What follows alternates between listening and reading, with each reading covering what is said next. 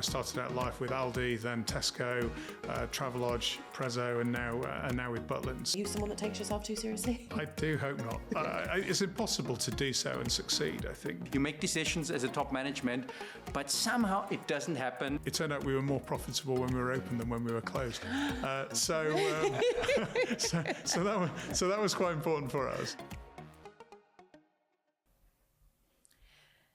Today, we're going to uncover the secrets of leadership from two incredible guests. Jon Hendry-Pickup, CEO of Butlins and former leader at Tesco, Travelodge and Prezzo, who's navigated change across various industries, and Professor Christian Stadler, corporate strategy expert from Warwick Business School, who researches what it takes for companies to not just survive, but thrive in today's markets. So I'd like to take this opportunity for you guys to welcome you both, firstly, Thank you. And give some space to introduce yourselves and talk about the beginning of your journeys as leaders. So Jon, why don't we start with you? Where did it all begin for you?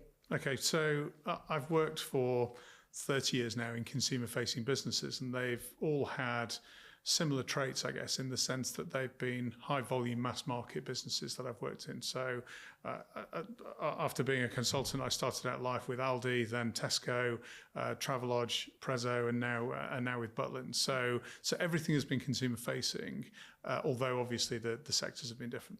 Mm-hmm. Thank you so much. And Christian, what sparked your interest in this area in the first place? Okay, so I'm obviously not a leader. Yeah, I'm a professor for a reason. Yeah, I like being, somebody you can advise, who has an opinion on stuff without having to do what Jon has to do, push everyone into line as well. Certainly my preference.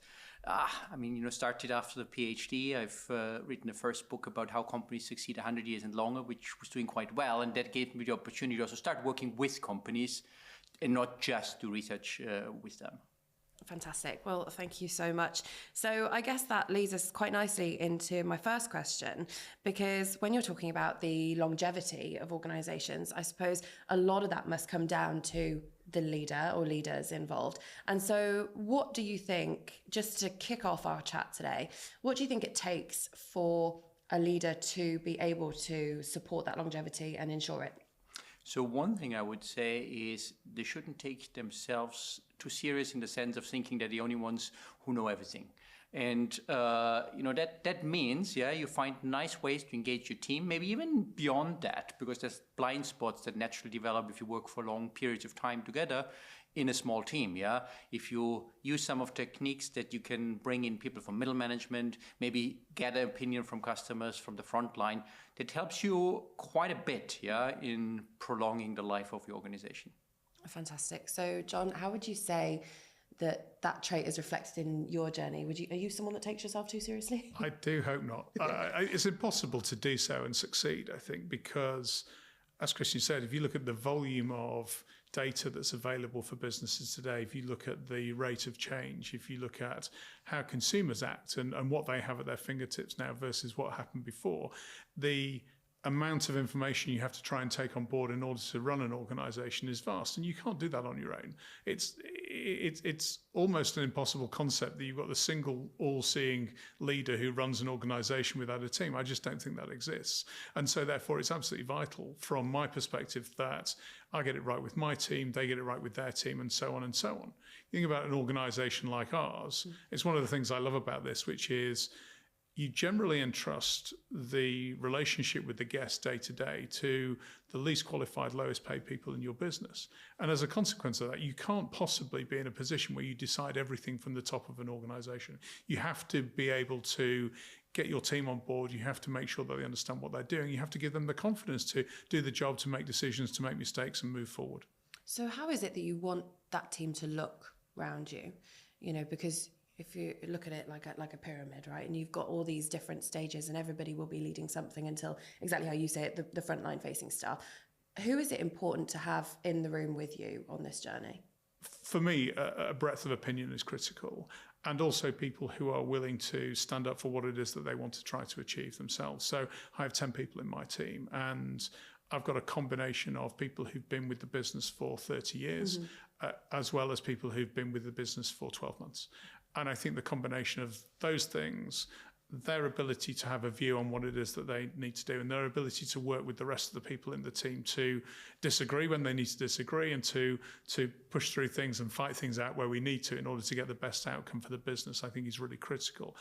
I think if we're in a position where everybody agrees with each other, everybody sounds the same and everybody has the same opinion, well, that's not really where we're going to get to the right outcomes. And what does your experience, Christian, say in that department about, who you surround yourself with?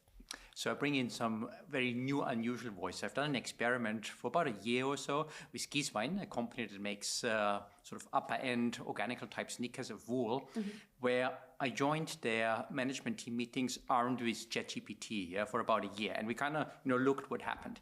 Now, one thing that happened early on, I think it was right from the first meeting where we did this, that I felt would be a nuisance for them, is that it's highly disruptive in the sense that, you go in a meeting where these people have been working together for many years, they know each other really well. I come, have fed the agenda into ChatGPT, and then somewhere in the midst of this meeting, I just sort of, push 5 pages on the table and say, read this.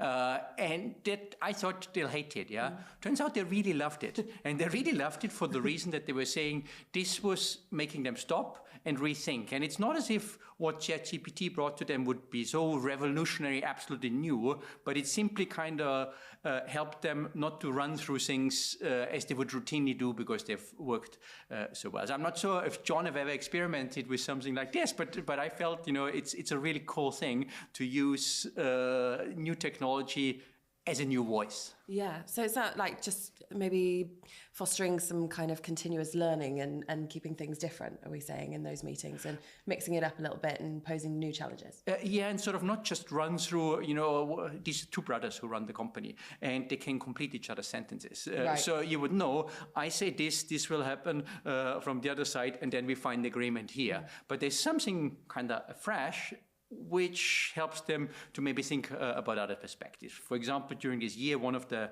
massive decisions for them was around whether they want to close the manufacturing at their core headquarters and turn into logistics site. It's a massive thing for an organization and very emotional. This kind of, kept them analytical, brought in these sort of additional sort of perspectives, and they found really useful during this journey. So I can imagine that is the kind of culture that you foster when you're saying about the breadth of experience. We're talking about diversity in a experience sense, and you say you've had people with you for years and 12 months. Would you say that fosters the kind of continuous learning culture that you're looking for? I hope so, although I'm really interested in that idea there, because there is always a danger that you can get caught into the normal day-to-day washing machine of a business, whereby you sit and look at the things that you look at, and it's impossible to look at everything. And so therefore focused on the stuff that really matters within the business. And a reminder of that, I think, is quite critical. It's very difficult for everybody to sit in that room and be totally objective about what it is that we've been working on. So I really like that as an idea about being able to keep people in line. Yeah. There are a million things that we could spend our time on. And what's really critical, I always liked Warren Buffett's quote where he said the role of the CEO is to say no to almost everything. And I think there is an element of that that's true here, that says, okay, fundamentally, you have to, as a business, make sure you're really clear on where you're trying to get to and the reasons behind that, and the difference between your strategy and the direction in which the company goes and how you manage trading on a day-to-day basis is crucial. And so I like that. I'm going to have a look at that, Christian. I think that sounds great.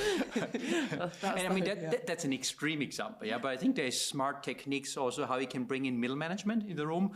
I've worked with a large organization in Dubai now for a while, and they have faced a change in the environment that is substantial, that requires them to make adjustments.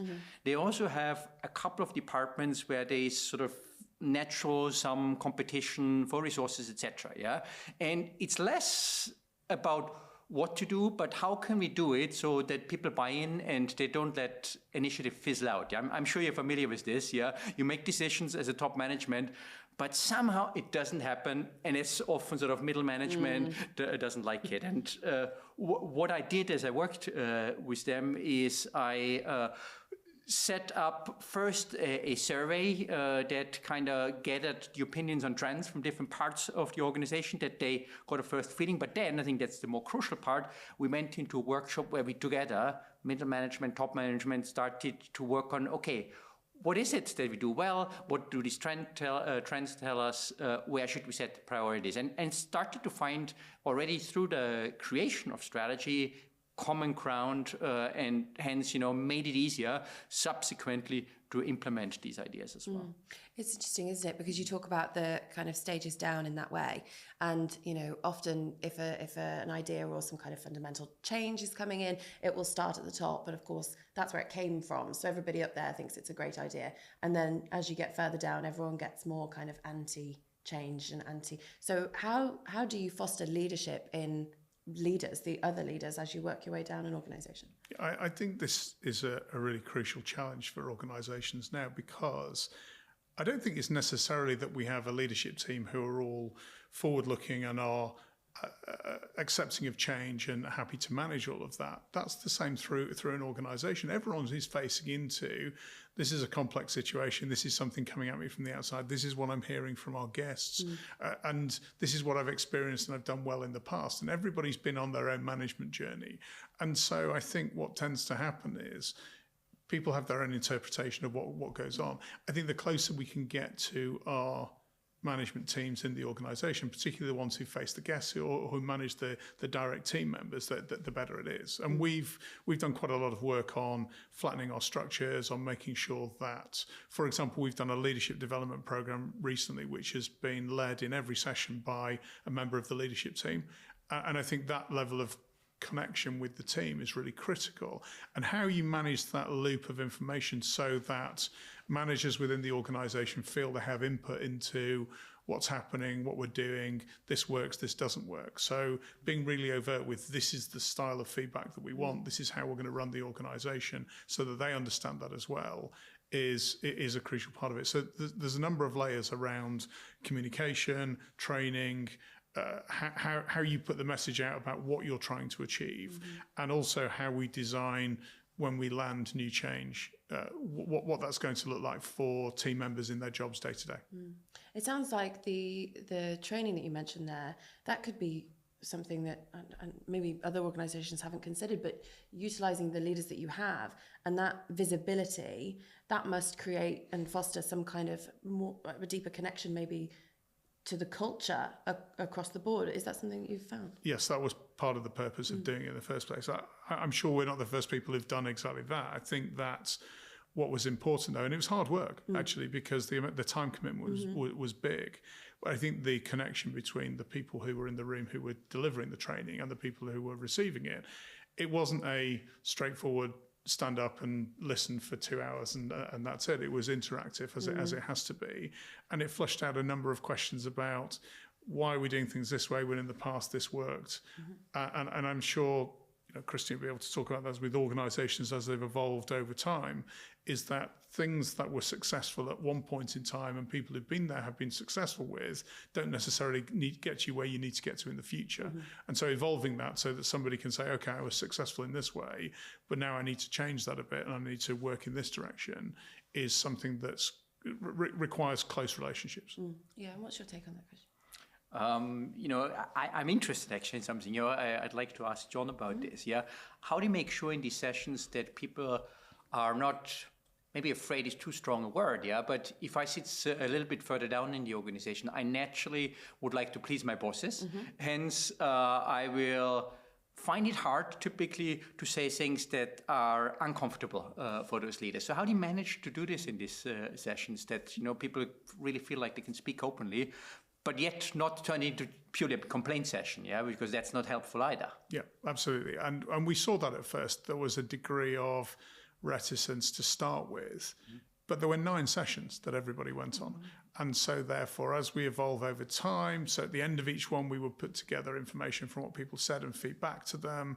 We would continue those conversations in the following ones and the discussions would pick up. And we had to brief ourselves really on, this is the style we need to go in with, this is how we need to be receptive to what the team are talking about, how do we take asides to ensure we have a discussion on something that really matters to people in the team. So I think as time went on, first of all, they were on 9 sessions each. And secondly, word of mouth, they got into a conversation that said, okay, everybody is up for a discussion here about how we take this forward and how we make sure everybody succeeds. I like that a lot, yeah, this sort of time aspect. I mentioned this organization in Dubai I worked with, and the executive team initially was quite afraid that this just becomes okay, everyone can complain here for a day. But turned out that people in the middle management were really appreciative that they could have a voice, yeah, and they did not expect that they will make decisions either. Yeah, it's really, I can, get hurt. People take me serious, and sort of subsequently, as time progressed, and we did more of these engagements, bring them together. Everyone became more and more comfortable with, and that resonates really well with what you were saying as well. If you do it just as a one-off publicity stunt, not likely to work, but if you create an environment where this can happen a bit more regular, then you get real benefits from it. And the reason I ask about whether you've seen a kind of more closeness with the culture is every one of these that I've ever had in my career, it's been, we're putting this on for you. Here's some external person who you've never met and you'll never see again, and they're going to tell us what you said today, and they'll probably go back with one list of complaints and one list of positives, and it does feel very separate from what you do, and they call them trainers or whatever else, coaches, and they might come in a day and offer those, but it really makes you feel quite separate from whatever this goal is, because that individual is separate from the goal. Has there been a change in your approach to fostering culture across the different businesses that you've been with, based on, I don't know, whether it's the size or the purpose of each business, and how have you had to adapt between each one? It's been tricky in some ways, but I've come into different businesses at different stages of their cultural evolution. So if I think about Tesco and where Tesco was in the time that I was there, Tesco could almost do no wrong at the time. But that was where the business was at the time. And so therefore, from my perspective, I came in with a business that was very much on the front foot and had a very specific way of doing things.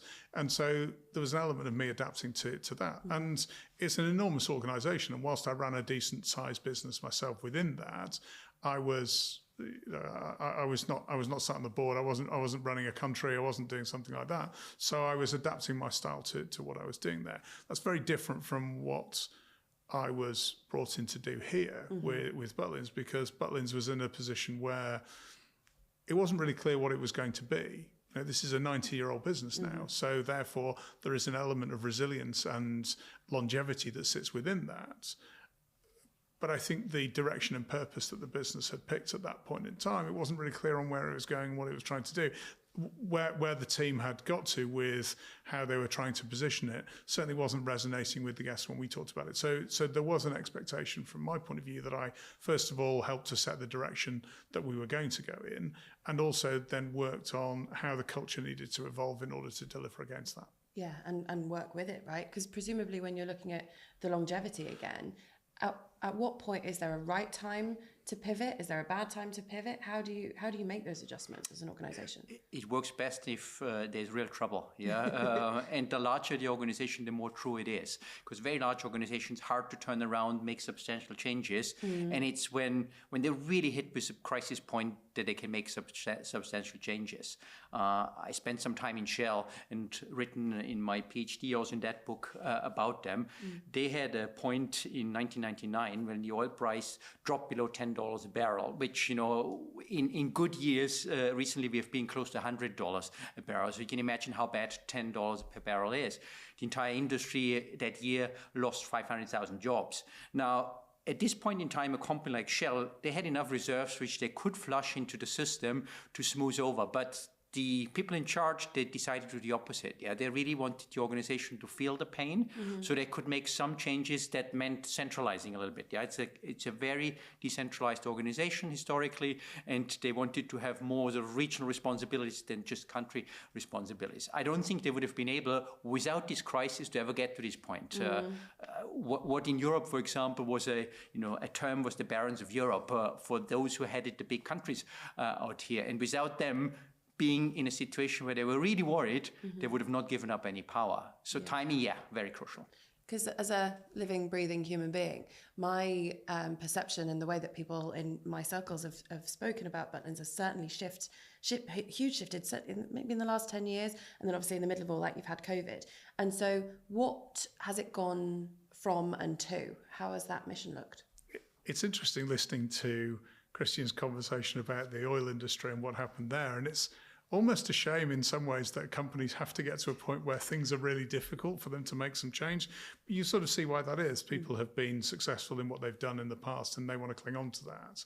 Whereas actually, if you look at what happened with Butlins over time, it was a real pioneer in the UK in the 30s, the 40s, the 50s about what it was. This was an aspirational period of time when most of the population were looking to try to spend more free time, more leisure time, more time with their families and so on, in the same way that the landed classes, for want of a better description back then, had done in previous years. And Billy Butlin did a very good job of being very accessible and very egalitarian in the way that he wanted to work. If you look at his advertising from the late 40s, he talked about a week's holidays for a week's wages. He was very focused on what he was trying to achieve then, and that continued for some time, and he was successful. And then, of course, things had to pivot because cheap holidays to Europe became a thing. Package holidays became more popular, and of course, whilst we have beautiful coastlines in the UK, we don't always have beautiful weather. And as a consequence, people would say, okay, well, I want some sun. Mm-hmm. And so I think as a consequence of that, the business hadn't really figured out how to pivot to match that. And it tried lots of different things, not always successfully. It even rebranded for a period of time, which was, for a business with universal awareness, that feels like a really strange decision to me, because most businesses spend their entire existence trying to get that for their company and fail and don't achieve that. So that was strange. But then I think it required a degree of focus to say, okay, what are we going to be and how are we going to get there and what's the market and where do we win? Mm. And that was the exercise that we did. We did a very big market positioning and segmentation exercise in 2018, 2019, which cost an inordinate amount of money to do it, but it was definitely worthwhile to try and understand what the scale of the market was, where could we win, where could we carve out our own position, and that's what we've really been focused on. Because if you look, I mean, just this week, I've been reading about Skype. Do you remember Skype? The video calling, and Skype were like the first, they were the pioneers, right? And then COVID happened, and you would think that they would have updated their software in the last however long it was, but everybody else then overtook them, and Skype's closing now. And there was a real sweet spot there when it was a sink or swim kind of moment, I feel, and then this video calling being so accessible now, and then to just filter off, I suppose it's the what happens in those critical moments that I'm interested in. And so if we take your experience with Butlins and you're there and you're trying to get the ball rolling and having this shift, then COVID hits. I mean, what did that look like? Well, that was terrifying for a short period of time, because all of the we were part of Born Leisure at the time, so there were 3 businesses. We were family owned, and we went from being tremendously successful across the 3 businesses to being in a position where we were about 67 days from running out of money. Mm-hmm. And that's a terrifying position to be in, but it does really focus the mind on what's important right now. And so once we'd figured out with the Bank of England something that gave us some continuity, we then looked very closely about what does reopening mean. And actually that changed the perspective on how guests were going to navigate the resorts and what we were able to do there. And one of the things that was critical for us was capacity. Now, at the time, if you remember, the 2-metre rule that then became a 1-metre rule that then became 2 metres again, and all that type of stuff that was happening around then.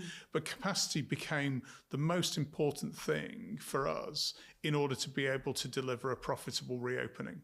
And actually that stuck with us further down the line. So not just understanding the brand, but also understanding the technicalities of how each of the resorts have worked. So we've redesigned what we've done in the resorts in order to be able to deliver capacity, i.e. guests able to do a whole range of things at the same time across the resorts, which we hadn't really focused on previously. But now it's become a really core part of what we do. And to what extent there was a nervousness for a long time, and bans around travelling, but possibly still an option to stay in the country? And presumably it gave people an opportunity to have those breaks still. So was that a defining moment as well when you were reopening? We'd had some challenges previously with not being open all of the time. So part of what happened before was the management team acted more like it was a caravan park rather than it was a resort business. And we said, well, we need to be open all the time and be accessible. So actually we did that in 2022 and 23. So therefore, that was the thing that changed for us more than anything else. A lot of other businesses did well in the UK, holiday businesses in the UK, because they got a COVID bounce. No one could go overseas, or it was too expensive, or it was restricted. And so therefore, if you look at holiday cottages and businesses like that, there was no more capacity, but they just put their prices up massively.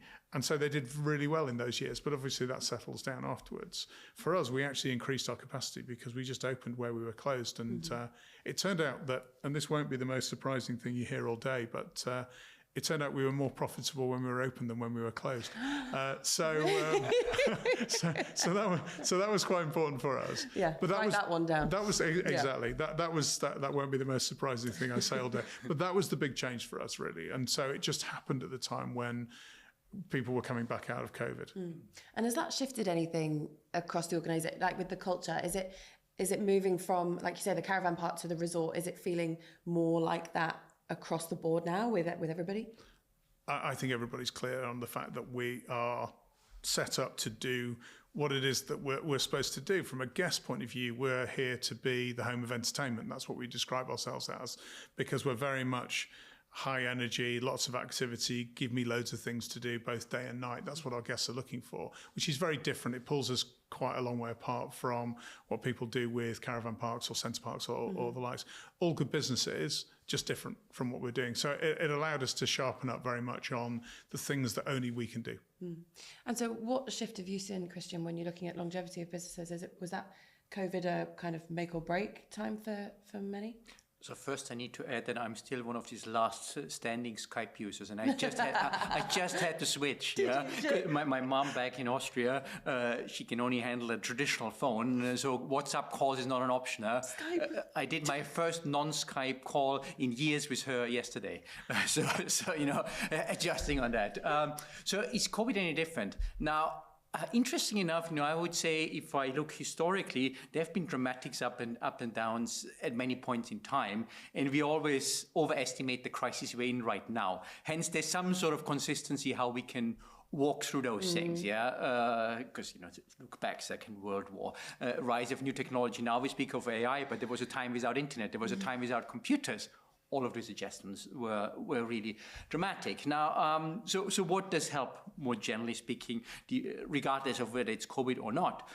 One thing that I've noticed that businesses who do better than others is those who make sure that they don't just explore and innovate, but they're really clear about how they can translate those new innovative ideas into something they can sell and make money out. So this exploitation, the non-sexy business part is very crucial. Now, if I translate that to the flashy thing at the moment, to AI, rather than just thinking, do I do a massive AI project and, spend millions, why don't I just get my people to use it as a substitute for Google for a while, and they get used to this technology, and then we can start to think about, are there any adjustments in the way we do things, the processes, which are more small scale, to get some wins? It's probably smarter than trying to reinvent everything right now, because this is a sexy new technology. But back to your first question, I don't think that COVID changed everything. There's always dramatic things. At the moment, I would argue, the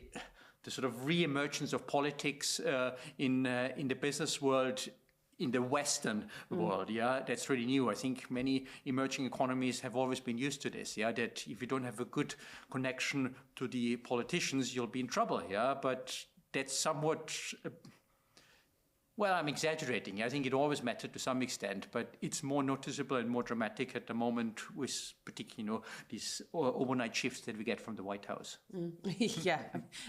Daily. So, Jon, I wonder then, when you're talking about the bigger picture and the bigger package that Butlins is at its core, and we're looking at staycations, you were saying about certainly after COVID and before you guys were open all year, everybody else did very well. I wondered what the influence of the rise in things like Airbnbs have been? Because again, they're not doing the package. That's the point of difference. It's somewhere to stay. But has that had much influence on how you guys operate? I think that the UK staycation market is always something that has been quite vibrant. And we can see that with the likes of Airbnb, you can see it with budget hotels, so the likes of Travelodge and Premier Inn and so on. And you know, caravan parks have always been quite a big part of what people have done by the coast. So I think that's always been quite vibrant. People have said to me, do you think that now that everybody's going overseas again, that UK holidays will shrink? I don't see these things as a zero-sum game at all. And certainly the research has said that over the next 5 years that both of those areas will grow, both overseas and the UK. And the pace at which they grow, that will depend on a number of factors, but both are likely to grow. We've seen this post-2008, actually, where families tended to prioritise the family holiday over buying things. And that started really heavily then. And that's played out through the 2010s, and it's still very much the case now. When we talk to guests and we look at sentiment of guests, even this year when things are still quite difficult, particularly for the lower affluence range of UK consumers, they're still prioritising the family holiday comes first. That's something that we're going to do. They may cut out a bunch of other things. They may also shrink it. So it might not be 2 weeks, it might be 1 week, or it might be 4 days rather than 7. But that focus is still very much there. So from my point of view, I don't think the rise of things like Airbnb have change the market. What it says to me is that this is a space that is worth us being in. This is not something which is flattening out. This is something which continues to grow, and we need to be able to provide what we do for the people who are on the mission that they're on when they come to us, which is different from I'm going to go and relax and explore and not see anybody else, which other people do really well, but that's something we won't do. Yeah. And I think that's strategically quite critical, is to be as clear on what you're not doing as what you are doing. Yeah, no, I like that. What would you say You know, about that? as somebody with a strategy hat on, what I really like about Butlins is that they have something that they offer that is unique. It's so easy to do what everyone else does, but being able to find a niche and also having the matching portfolio of resources and capabilities to deliver this, that's the winning spot. And I see that exactly with this entertainment space at home in the UK when no one else is doing it. And even if others try to do it, they will not have the same history, they will not have the same experience in doing it, hence they're unlikely to pull it off the same way as you do, John. Yeah, because it's all you, of course. I was wondering, I'm hearing more and more about individual events that at Butlins. I'm going to go spend my 30th, or there was an 80s night I heard about maybe 2 months ago that I had so many people socially just chatting to me about. And I wonder, is there been a change in the events, or am I just getting older and more people are talking about the 80s to me? Like, what is the priority at the moment on the events? Is that something that stands alone without going to stay? Throughout the year, as we're open for the whole of the year, we can't just have people on school holidays because they're not on holidays the whole time. So what else are we going to do? And each of these areas, big weekenders, which is what you're describing, but also showtime breaks, which is term time below school age kids, they've existed before. But what we haven't done, and I think it goes back to Christian's point before about execution of the strategy, is how do we make sure we drill that through to our guests so they understand what that's about? Because you're saying that you're hearing more about 80s weekends and various other bits. That's true. What is still amazing to me is the number of people, even though they've heard of Butlins, have not heard about the fact that we do these big weekenders.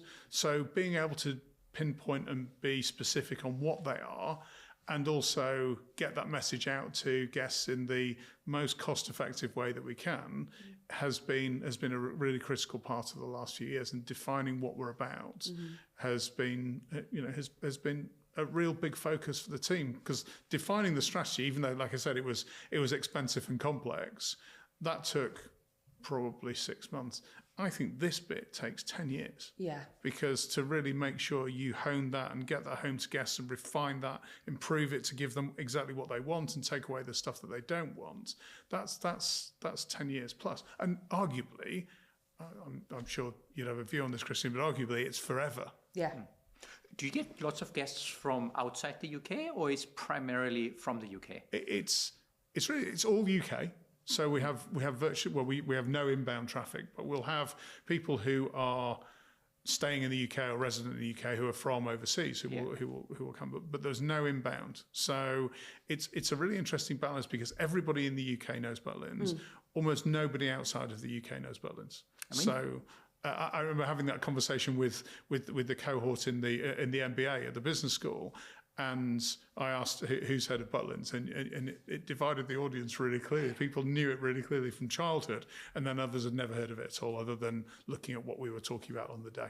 Have you been thinking that you could become an interesting experience for non-British people, because you offer the sort of quintessential UK experience for those who are not from the UK? That is what it is. Yeah, or that wouldn't work? It might do. At the moment, not yet, because if we think about the market sizing piece, we've still got, our share of this mission type, which is high energy and high activity short breaks, is still relatively small. We're about 20% of that total market in terms of what people spend. So for me, it's much easier for me to be able to get somebody who looks like the person who comes now and get them to come as well, than it is to find something different and give them a different mission type or a different experience. I like that. We can see how Jon is very strategic about, thinking through this, and deliberately also saying the things that are nice and shiny, i.e., the European customers noticing, well, there's something closer to home that is more sensible to go after. That's, a great strategist here. See, there you go, spending time at Warwick Business School. That's exactly what it is. We've not even paid him. So I wondered, Jon, in your experience then, you say that all of the brands that you've worked for at various levels, they've all been consumer facing. So to what extent, as an individual and a leadership member in whatever shape or form that takes in these, how aligned with the company, the values and the vision do you have to be as an individual to hold those positions, really get behind them and be successful in them? It definitely helps. It makes a massive difference, and I think we're seeing this more with, if I look at my kids and going into their first careers now, I think being in a position where you work somewhere where you believe in what it is they're trying to do, rather than just, this is a job that I can go into and I'll do this for a period of time so I can get promoted. I think that really does matter. If you love what you do, you're much more likely to be successful in what it is that you do. So I do think that aligning yourself to what a business stands for and what it's about and what the culture feels like is really important. That's quite hard to do in a non-consumer facing business. So if you're B2B or you're a factory or something like that, if you're going to work in this organization, it's quite difficult to experience that. But one thing I love about consumer facing businesses, if you want to find out what it's like to work there, just go and sit in a store or go to a resort or go to whatever part of it is. And you see and you learn and you understand a lot about that business quite quickly just by seeing and experiencing it. What's your take on that, Christian? Yeah, I fully agree on this.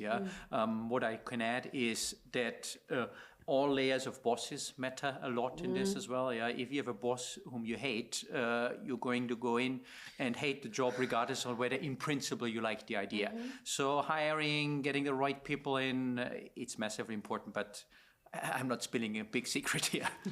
No, it's true. It's been fascinating as we've progressed through Lead Out Loud, though, the gravity that has. You can think of a horrible boss and roll your eyes, or you can think of a horrible boss that people have actually quit over. And I think the values and the culture is, in my awareness anyway, it's becoming more important now that people are maybe working at a distance sometimes, or you're not all based at the same office all the time, and now that's changing a little bit more. I wonder whether the value on the culture is kind of more important now than it maybe ever has been because of that interconnectivity difference.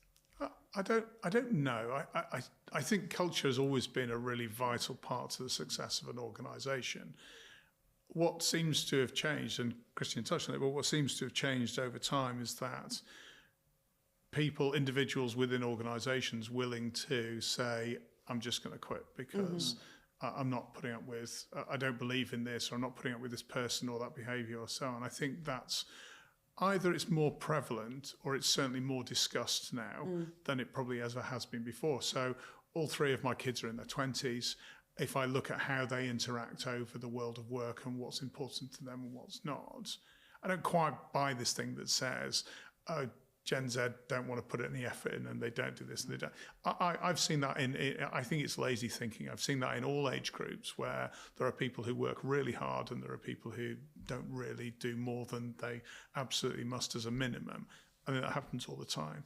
I think what's clearer now is because of how people interact with each other and the information that's available about what's acceptable, what's not acceptable, I think the knowledge of that is much greater now. And so therefore you have to be better than ever about, first of all, managing a team and how you do that and how you bring people with you, but also as an organisation, how you bring people on board with this is what the culture is, this is what we stand for, and how you live to that as well. So if I look at what we did when we built our values and our leadership behaviours, we didn't, you mentioned before about external companies doing that. I understand why people do it because they're like, well, how do I do it? But we decided to do this ourselves. We have a really good people director who led us through on that. And so we put those together with listening groups and focus groups from within the business. And so as a consequence, when you talk to people about both values and leadership behaviours, they say, well, that feels like us. And I think that's the critical, that sounds like an ethereal statement, but I think that's a critical success factor with any of those things. Because if you can take your values or your leadership behaviours and just cut and paste them into any organisation, they probably don't resonate. There's this catchphrase, culture eats strategy for breakfast, that's attributed to Peter Drucker. So we are, 50s, 60s. It's wrongly attributed to him, but the timing is probably right, yeah? And it just goes to show that that's always been true, that this really matters. So when we're getting down to what a leader looks like that we want to rely on, and we can say, with them at the helm, our business is gonna go the distance. What do those attributes look like if we are being general about it? It's very hard to be general because it's very situation specific. Probably one thing that is generally true is honesty. Yeah, if you are saying one thing one day and the next thing the next day, that doesn't typically resonate really well in the long run. Knowing when to sort of refer to others, I think, is also generally true. That it's not a problem to have limitations if you know who can help you with those. Yeah, I don't know if there's any others. Yeah, can't think of any because it's really quite situation specific. They're good personality traits to have. The honesty bits to hold on to those. Yeah, absolutely. Yeah, absolutely. Yeah. So, John, what is it then, if we're thinking about personalities, that you look for if you're putting a team together? That's a really tough question. What I've always tried to do with teams in the past is to make sure that I bring forward the best of what exists now and where we need fresh eyes, get that in as part of that. You see a number of people who will have teams that they've always had, and they will say, I come into a new organisation, I bring in this tribe of people that I've always worked with because those are the ones that I trust. I've never been a subscriber to that, really. I think it's super important to bring to the fore corporate memory. So people who have understood a business, why things have happened, the context of that, along with getting fresh eyes on what goes on. There's a couple of really critical things for team members for me. One of which is they have to be authentic. They have to be able to be their own person. I don't want them to try to fit a mold of something else. So I need a high level of authenticity from that person. And I think honesty is definitely an element of that really matters. What I'd like to see is I can see that person being the same person, whether they're in this room with this group of people or whether they're with their team or whether they're outside work. That's really critical to me. And I think the other one is people who are willing to work really hard on building the team that they're in. So even though I'm responsible ultimately for my leadership team, there is a lateral accountability between the people in my team to make sure that we're as good as we can be. And my expectation of them is that they also lean into that. They're not just responsible for their function, they're responsible for how we operate as a team. So I think that those two bits are really critical as well. Yeah. You also want people who don't take themselves too seriously. I do think that's important. That's why we started today, wasn't it, actually? What they don't need is charisma. Yeah, I think that's an interesting one for me. The danger with having sort of a charismatic superstar leading the organization organization is that they might lead you to places where you don't want to go. Now, in some cases, they also lead you to places where you wouldn't go otherwise, but it increases the risk substantially. I have a nice example for this, yeah. So Daimler in the 1980s got Edzard Reuter as a new CEO, and he's one of those people where you sit together with him for a while and you just buy into whatever he sells you. I had a coffee with him in Berlin a few years back in 2001, and we were talking about the period when he was in charge. I already knew going into this meeting that it was a disastrous failure.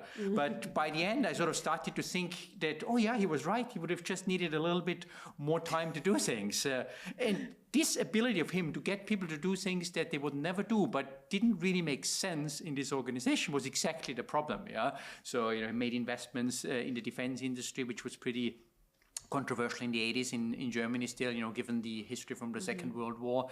It was making acquisitions that were highly overpriced, and all of this eventually, did not work out. He was forced to resign.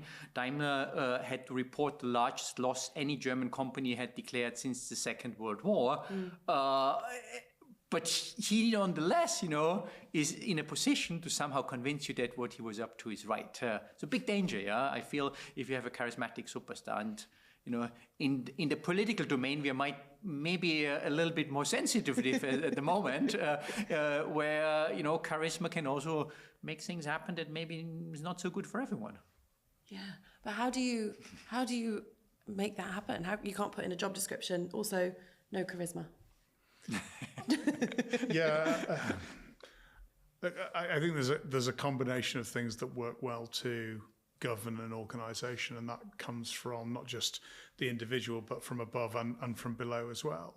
I think that the role of boards and the role that boards play in organising a business now is more important than it's ever been. I think what we're seeing, certainly in the UK, if I look at how this has evolved and listening to people who sit as both executive and non-executive directors in organisations, is the spotlight on them as individuals and the accountability of them as individuals has grown.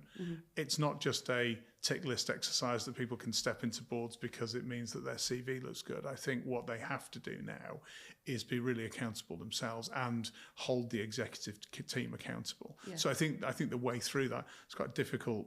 I was listening to what you said about charisma, and then we can talk about what's happening in the US at the moment. Yeah, we could. Charisma question mark, but unfettered control, I think, is really dangerous. And if you have somebody who is on a trip to do the things that just they want to do, that can be really bad. Hence, you need that level of governance at that point to make sure that we are making the right decisions. Part of the things that I really try to encourage over time with my team is that they challenge back.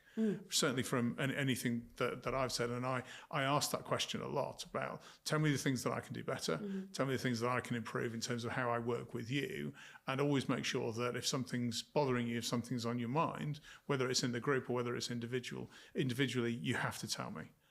And that encourages the team and who they are, yes, and selecting those people around you right at the beginning, and not yes people and people with the diverse backgrounds as in their experience and what they bring to a table. You want them to utilize and hold on to all of that to challenge. Absolutely. I have to celebrate that, and I have to make sure that even when I'm uncomfortable and I'm doing something that people have said, I don't think that's the right thing to do, I have to take that on board and do something with it.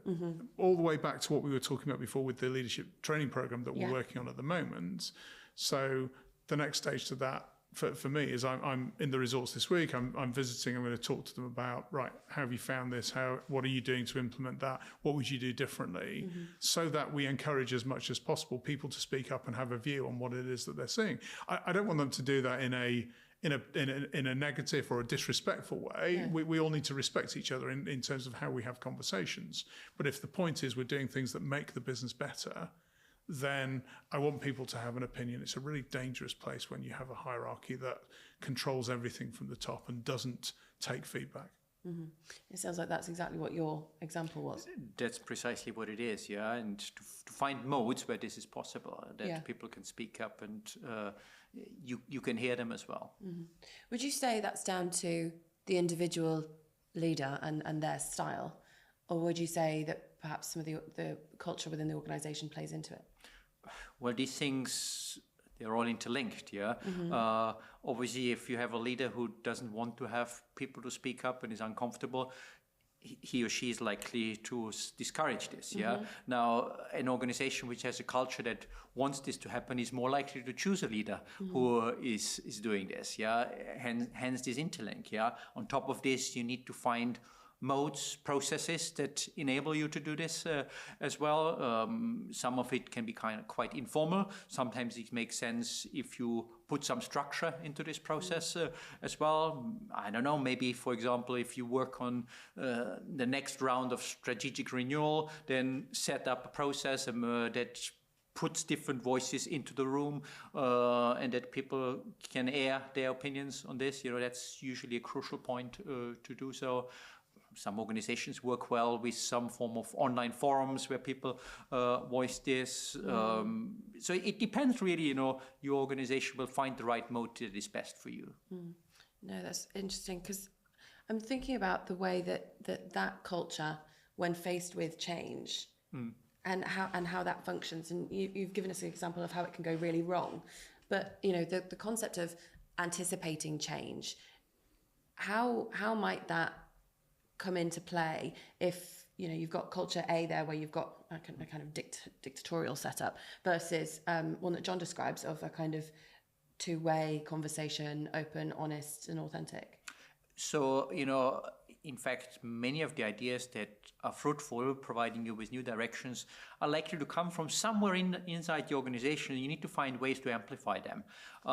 New strategic ideas are often a bit sort of anomalies which flirt around somewhere in your organization. You need to find ways to spot them, to give them some room, and to then bring them to the attention of the top leaders. In this sense, you don't need to have this one person in charge who knows the future entirely, but if you find ways to listen, then you can get these ideas. Important to keep in mind as well, we tend to put a lot of emphasis on the content, the idea what the strategy stands for. But most strategies don't fail because the idea is right or wrong. Most of them fail because the execution goes wrong. There's various surveys on this, but we sit between 60 and 90% of the reason why something fails is because people don't implement this stuff.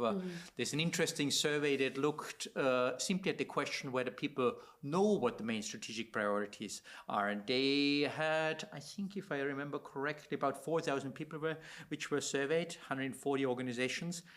Even in the executive team, only 50% of the members of the executive team could name the main three strategic priorities of this organization. When you went down to the front line, it was 18%.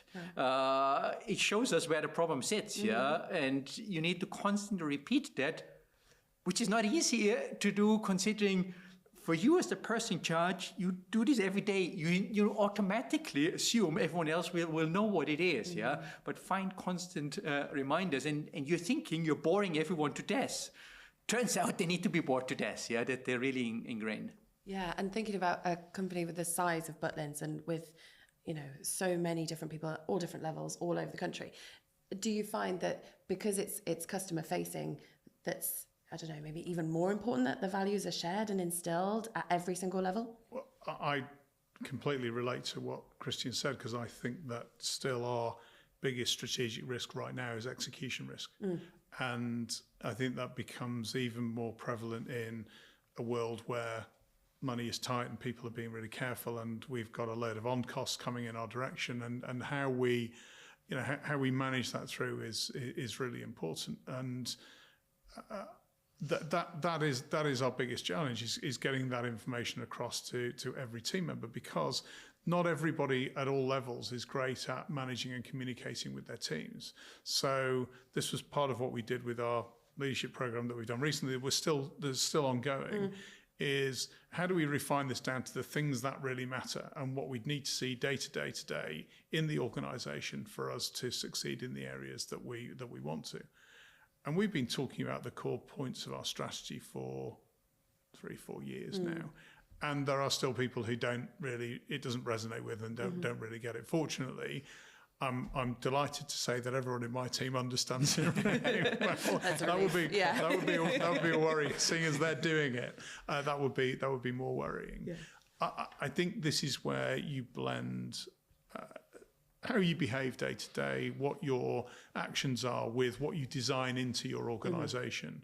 And so, for example, if we take our values, these needed to be ones that every team member could understand what they are and they resonated with them in their day job and they could apply it to their day job. That takes quite a bit of time to refine that. You get to very few words, and then when you have those conversations with them in things like coffee chats, how are you, how are things going, first 90 days, how are you feeling about these things? You need to engineer that into part of what we talk about. And that takes a while to start with. After a while, it then becomes more commonplace.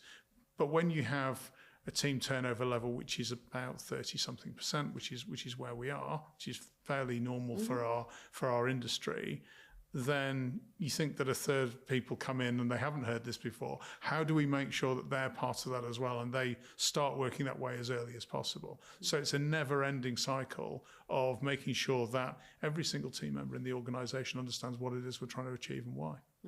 And I like the reference there to never ending. That's exactly, it's a kind of continuous effort to instill that across the board. No, I really like that. Well, we are swiftly running out of time. So I'd like to thank you both, first of all, for your inputs today. And I just wondered whether you might give us a kind of, we call it the bottom line. So the main thing that you want our listeners to take away from today's conversation, other than your profits are higher when you're open.